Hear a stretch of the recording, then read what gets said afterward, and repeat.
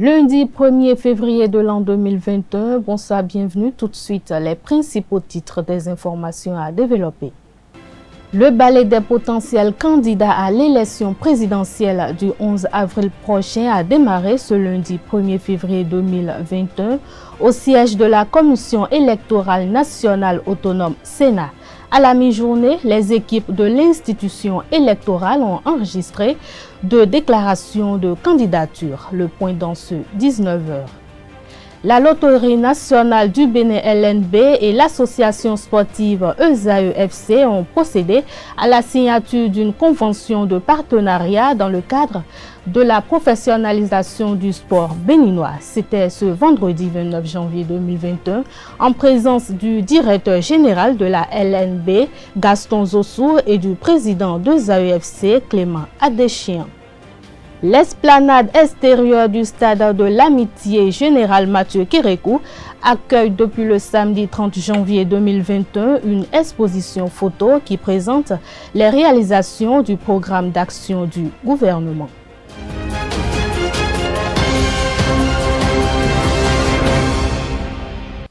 Bonsoir si vous nous recevez. Le balai des potentiels candidats à l'élection présidentielle du 11 avril prochain a démarré ce lundi 1er février 2021 au siège de la Commission électorale nationale autonome Sénat.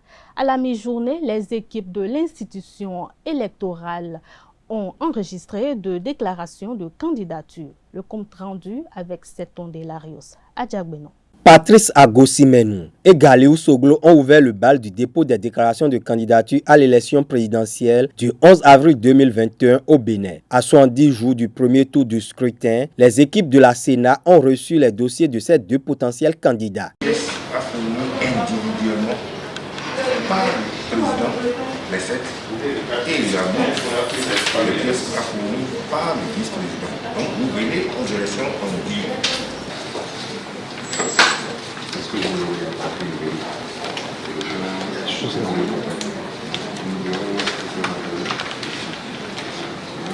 Les 2 probables candidats s'engagent pour le même objectif, mais leurs motivations sont diverses. 2011-2016, j'étais là. J'ai été recalé. On ne peut pas me recaler 3 fois. Si on me recale 2 fois, on ne peut pas me recaler 3 fois. Je pense que cette fois-ci, je serai retenu parmi les prétentieux candidats. J'ai déposé mon dossier. J'ai eu mon récépissé. Il manque certaines pièces à compléter. On me parle de parrainage. Je suis candidat individuel. Je suis candidat parce que la Constitution du 11 décembre 1990 me le permet. C'est en effet notre loi fondamentale, la voix de tout un peuple qui a été votée par référendum. Les autres potentiels candidats disposent jusqu'au 4 février 2021 à minuit pour s'inscrire dans le registre des déclarations de candidature. De l'accueil à la délivrance du récépissé provisoire de déclaration de candidature, la Sénat a mis en place tout un dispositif pour l'enregistrement des potentiels candidats. Le directeur technique à la Sénat, Rufin Domingo, et son adjoint Richard Degbeko déclinent les différentes étapes. Dès que les candidats viennent, nous les accueillons à l'entrée de la salle. Ils rentrent dans la salle, c'est 2 personnes, le candidat président de la République et son duo, le candidat vice-président de la République. Dès que les 2 rentrent dans la salle, ils viennent ici. Et dans un premier temps, ils vont remplir le registre d'ordre d'arrivée. Ce registre-là nous servira par la suite lors du positionnement des bulletins, des logos sur le bulletin unique. Après avoir renseigné le registre d'ordre d'arrivée, ils vont signer ici le livre de la paix qui est ici et laisser chacun un message de paix dans ce livre-là. Ensuite, après cette étape, les 2 passent maintenant pour voir l'équipe d'enregistrement des déclarations de candidature. Nous irons vers l'équipe d'enregistrement des déclarations de candidature. Alors, ce qui se passe ici, c'est la vérification des pièces qui constituent le dossier de déclaration. Donc nous avons 3 outils de travail ici. Le premier outil, c'est cette fiche que je vous montre, qui est appelée fiche de contrôle de complétude.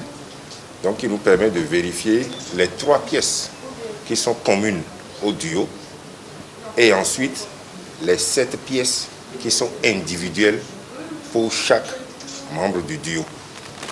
Donc les 3 premières sont des pièces communes, à savoir la déclaration de candidature, les formulaires de parrainage qu'ils ont obtenus, et puis après la quittance de versement de 50 millions. Les 3 pièces qui sont communes. Ensuite, nous descendons maintenant dans les 7 pièces qui sont individuelles, à savoir la copie légalisée de la carte d'électeur, la copie légalisée du certificat de nationalité, le bulletin numéro 3, le casier judiciaire, une copie légalisée donc de l'extrait date de naissance ou toute autre pièce en tenant lieu, un certificat de résidence qui est délivré par le maire ou l'un des adjoints au maire, un quitus fiscal de 3 dernières années, c'est-à-dire 2018, 2019, 2020, et puis enfin, une déclaration sur l'honneur que le candidat n'est pas dans un cas d'inéligibilité prévu par la loi. Donc une fois qu'on a fait ces contrôles, donc les cases sont cochées oui ou non, selon que la pièce est fournie ou pas. Ensuite, dans ce deuxième document, donc, nous enregistrons la déclaration donc, de candidature, c'est-à-dire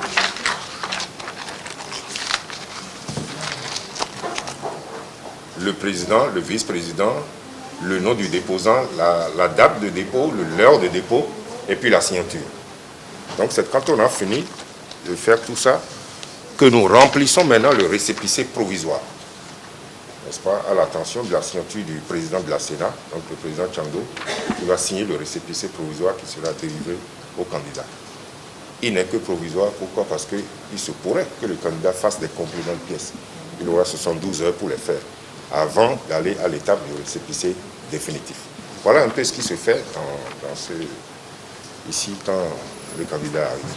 Parmi les pièces constitutives des déclarations de candidature figure le formulaire de parrainage selon la législation en vigueur au Bénin. Conformément au calendrier électoral, la Sénat a procédé à la délivrance de 159 formulaires aux maires et députés avant le démarrage de l'enregistrement des déclarations de candidature. Le président Emmanuel Tiando a fait ce matin le point de l'opération à l'occasion d'une sortie médiatique.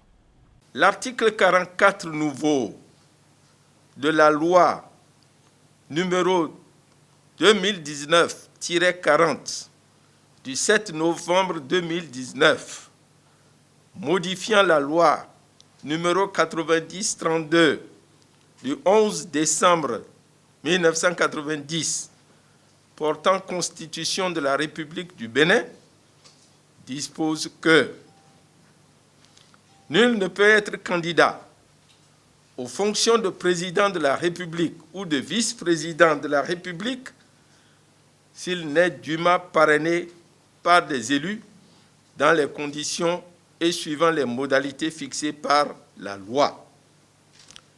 Cette disposition de la Constitution est le premier référent juridique du parrainage introduit dans le système électoral de notre pays.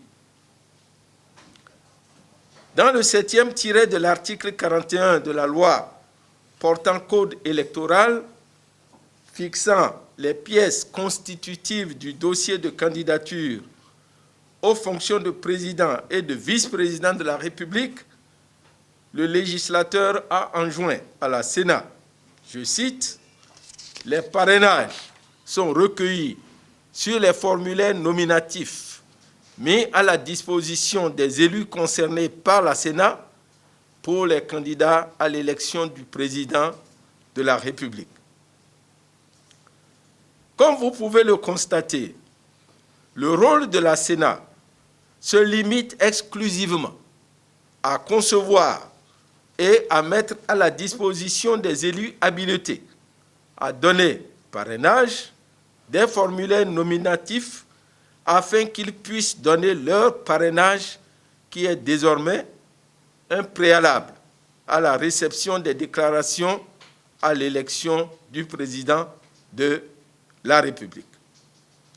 En effet, selon les dispositions du 8e tiret de l'article 132 du Code électoral, la recevabilité des dossiers de candidature est subordonnée à la présentation de 16 formulaires nominatifs au moins au nombre des pièces exigées. C'est en application de ces dispositions constitutionnelles et légales que la Sénat a pris toutes les mesures appropriées pour délivrer aux potentiels parrains leur formulaire nominatif de parrainage, à charge pour eux de le remettre aux candidats de leur choix sans implication de la Sénat. Cette opération, prévue du 12 au 31 janvier 2021, s'est achevée en fait le 28 janvier avec l'accomplissement des formalités par le dernier potentiel parrain. Ainsi, au terme de cette opération, la Sénat voudrait annoncer officiellement que pour le compte de l'élection présidentielle du 11 avril 2021, elle a délivré 159 formulaires nominatifs de parrainage sur les 159 attendus, soit 82 députés et 77 maires. Je voudrais rassurer tous nos compatriotes et l'ensemble des acteurs impliqués dans le processus électoral que nous avons pris un maximum de précautions pour sécuriser le document de parrainage afin d'éviter toute manipulation ou double emploi. Au terme de ce processus, je voudrais exprimer mes félicitations à tous les commissaires ainsi qu'à tous les cadres de la Sénat pour leur disponibilité dans le bon déroulement de cette opération. La Loterie nationale du Bénin LNB et l'association sportive ESA-UFC ont procédé à la signature d'une convention de partenariat dans le cadre de la professionnalisation du sport béninois. C'était le vendredi 29 janvier 2021 en présence du directeur général de la LNB Gaston Zossou et du président d'ESA-UFC Clément Adéchian et sous le regard des professionnels des médias. Je vous invite à suivre un extrait de leurs propos à l'issue de la signature de cette convention de partenariat au micro de nos reporters. Les instructions du gouvernement qui voudraient que les sociétés d'État s'engagent dans la pratique du sport professionnel. Pas dans le seul but de faire la promotion du sport, mais dans celui de se servir du sport pour faire rayonner notre pays, pour situer notre pays sur la planète Terre, sur le globe terrestre. Dans ce processus, il a été nécessaire pour nous de faire une convention avec ESAE, club de D2, de renom, ayant joué une compétition africaine récemment, pour que l'opportunité nous soit donnée de nous engager sur ce champ d'action. ESAE, c'est un club que vous connaissez très bien, qui a une belle histoire dans le championnat du Bénin, qui a une belle histoire sur le plan continental. Nous venons de jouer coup sur coup pendant les 2 dernières années la Coupe d'Afrique. Alors, dans cette dynamique-là, de continuer par rayonner davantage, il était bon d'aller chercher un financement plus lourd qui puisse continuer par porter le club le plus loin possible. Et je crois que, comme l'a dit le ministre Gaston Zossou, le gouvernement a décidé aujourd'hui de faire relever l'image de notre pays par la pratique du sport, notamment le football, qui porte toujours les challenges plus loin. Le meilleur partenaire que nous puissions trouver pour continuer par nous faire rêver au Bénin, c'est la Loterie nationale du Bénin. L'esplanade extérieure du stade de l'Amitié Général Mathieu Kérékou accueille depuis le samedi 30 janvier 2021 une exposition photo qui présente les réalisations du programme d'action du gouvernement.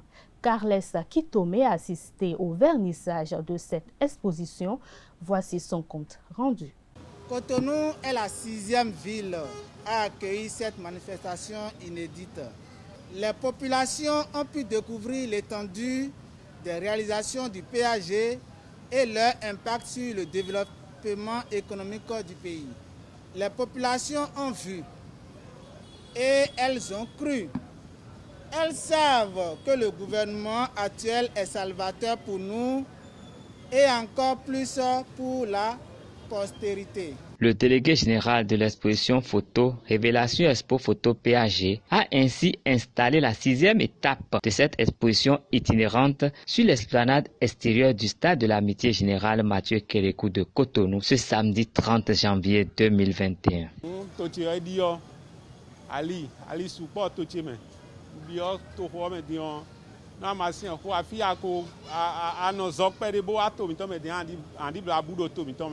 Ali gbonto mi to me mion sakota en gosimbo fi mo kwetonu en ali gudron isakota tochi me nwe vivi mi tambo wa pre wa ten lo mele o na pa susuni. Le public laisse transparaître son émotion devant ces photographies. Certains reconnaissent des infrastructures qu'ils côtoient. Les endroits où on a déjà fait, il y a des lampadaires partout. Quand tu sors maintenant dans la nuit, il n'y a plus d'inquiétude, surtout derrière l'aéroport là.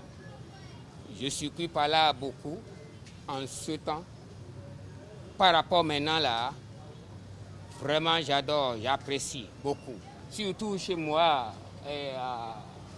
à Grand-Gana là-bas, c'est chez moi ici. Je ne sais pas, d'ici 100 ans, 1000 ans, je ne sais même pas que la voie là peut être comme ça pour le moment. Peut-être encore les enfants de l'école, ce qu'on est en train de faire pour les enfants, il y a encore les cantines. Au moment que moi je fréquentais, il y a des cantines au moment que moi je fréquentais. Mais quand moi j'ai laissé le banc, il n'y a plus ça.